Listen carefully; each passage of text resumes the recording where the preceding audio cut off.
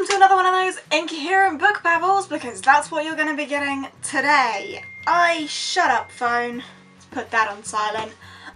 Today am going to try and give you a book babble on the second book in a series when I have already read the third one. This isn't gonna go well. I'll set that there straight away. As you can tell from the title of this video, I don't know why I do this, as if you don't know what the book is, you can tell from the title of the video.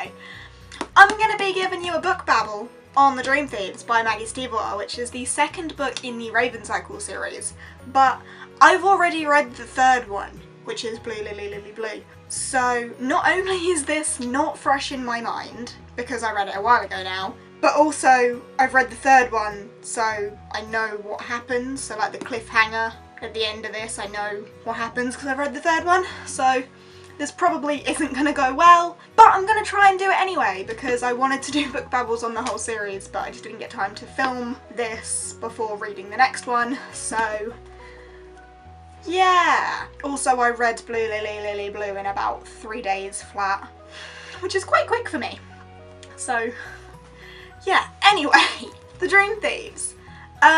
This isn't going to be spoiler free. If you haven't read the first one, go away. If you haven't read this one, I would probably also say go away because, as I say, I know what happens in the third one, so I'm probably gonna totally spoil this if you haven't read it.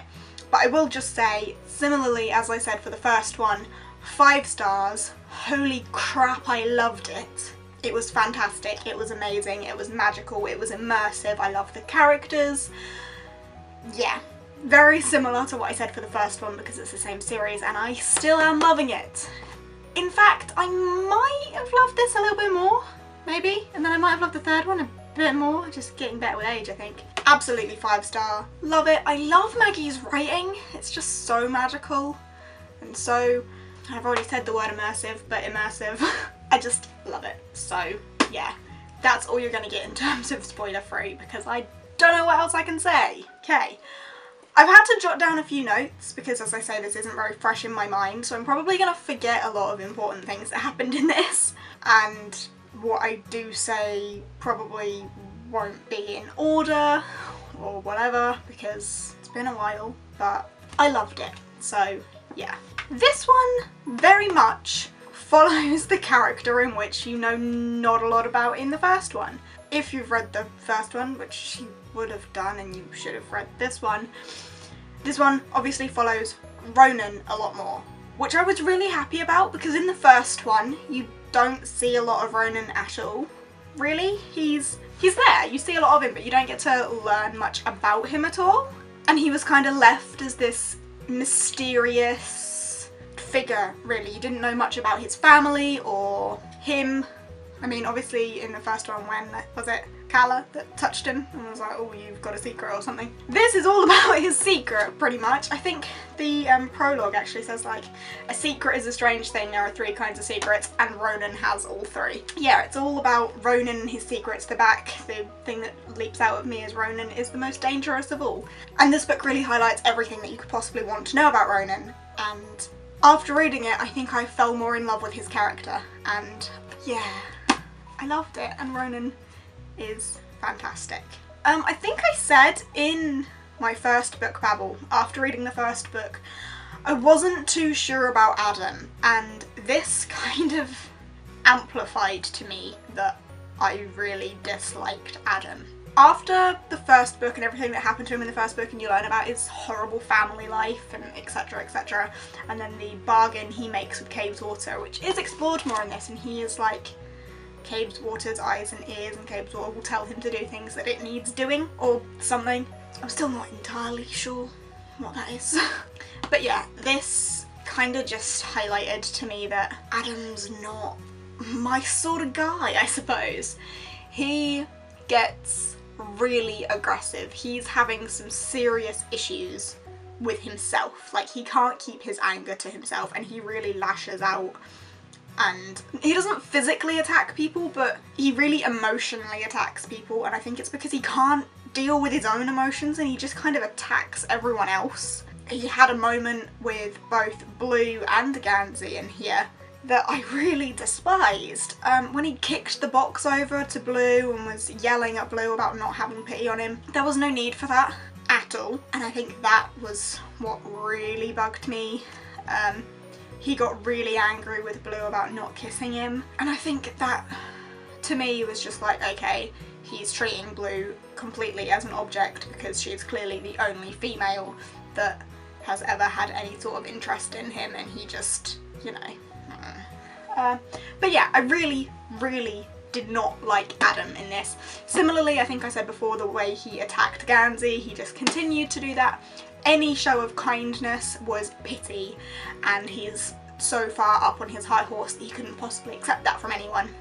And is it in this book where Ronan pays his, well, doesn't pay his rent, but convinces the woman to lower his rent and then he'll pay the rest? And Adam freaks out at Gansey about it because he assumes that it's Gansey when it was Ronan, because no one would assume it was Ronan because Ronan's this big bad guy, but Ronan's not a big bad guy. Ronan is a complete softie. So yeah, Adam, yeah. Something else I've just spotted on the back of here. A kiss will be shared. Now, as you know from the blurb on the back, it's all about how Blue's about to find her true love, and then we expect it to be Gansey and true love. And the kiss that is shared in this is not even Blue and Gansey. It's Blue and Noah. And she can kiss Noah because Noah's dead, so she can't kill him. And I absolutely loved that. It was absolutely hilarious because they were both so uncomfortable about it because Noah's dead and Blue's never kissed anyone. She's about to kiss a dead guy.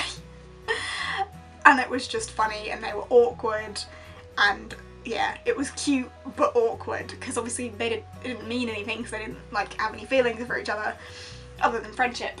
But yeah, it was just funny. I enjoyed that kiss, but I think the blurb really like amps it up to be something that it's not, because it is just a joke, really. And yeah, I don't like the blurbs of these books at all. The blurbs really pump up the bits that aren't important to me. As I said, this one is all about Ronan, and it's about a grey man trying to find Ronan, but he doesn't know that he's looking for Ronan. He thinks he's looking for an object. So he's been sent by Green Mantle to retrieve the Grey Warren, and they think the Grey Warren is like this magical artifact, when in fact it is Ronan himself. So there's that going on.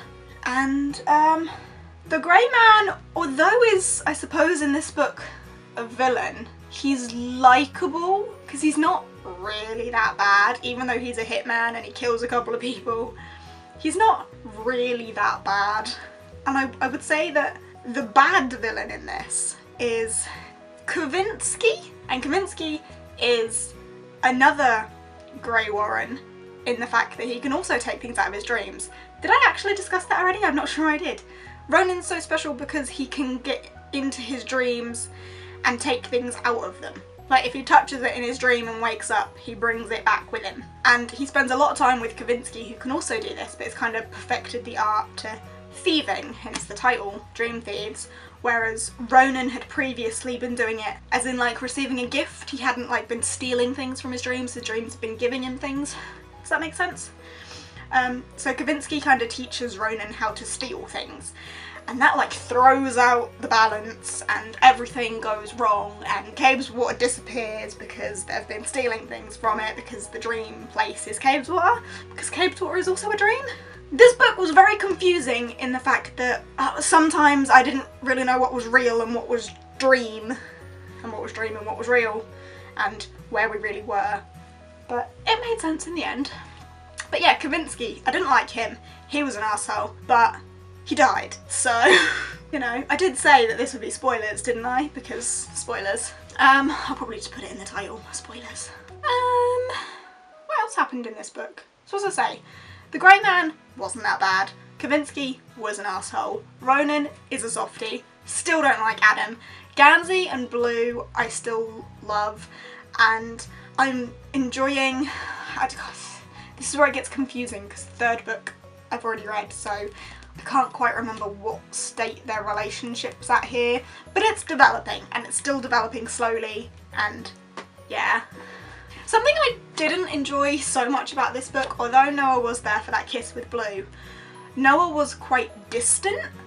Like, I really loved his presence so much in the first book, and I think he's a really interesting character and complicated character because he's dead. But he seemed a bit more distant in this book. We didn't get so much from him, but I'll pretend I haven't read the third one. Hopefully we'll get more about that in the third one. I don't really know what more to say because, as I say, I've read the third one and I can't remember much more. Oh, at the end of this one, Mora goes missing, Blue's mum. She leaves a note that says Glendower is underground and so am I, or something. In a hasty water-stained scrawl it said Glendower is underground and so am I. So there we go, that happened.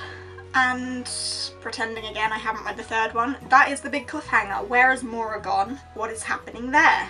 This is probably the most incoherent and ridiculous book babble ever, and I've completely kind of put myself in a hole because I don't know what to say because I've read the third one, and I've made this more difficult for myself than it should ever have been. But overall, absolutely 5 stars. I have fallen so far in love with this series and these characters and the location. Cabeswater is magical. Even Henrietta is magical, which is the town they live in. I love it all so much. I can't even tell you how much I love this. I'm gonna leave it at that because I don't really know what else to say, and I apologise for how incoherent and a mess this has been, but I'm hoping that my babble on the third book, because I've finished that like quite recently, will be more coherent, and I'm literally about to film that right after I finish this one. So, sorry that this book babble sucked so much, but yeah, as I say, I made it difficult for myself. But I loved this book, I loved these characters, I'm still completely invested in the series, and yeah, I'm gonna leave it at that. If you've enjoyed this mess, please give it a thumbs up, chat to me down in the comments. If you want to chat about these books, about first one, second one, or the third one, because I have read that, then let's chat, because I have so many feelings and so many emotions and so many such and such and blah blah blah. Yeah. Chat down below, thumbs up. If you fancy subscribing, I'm always eternally grateful for that.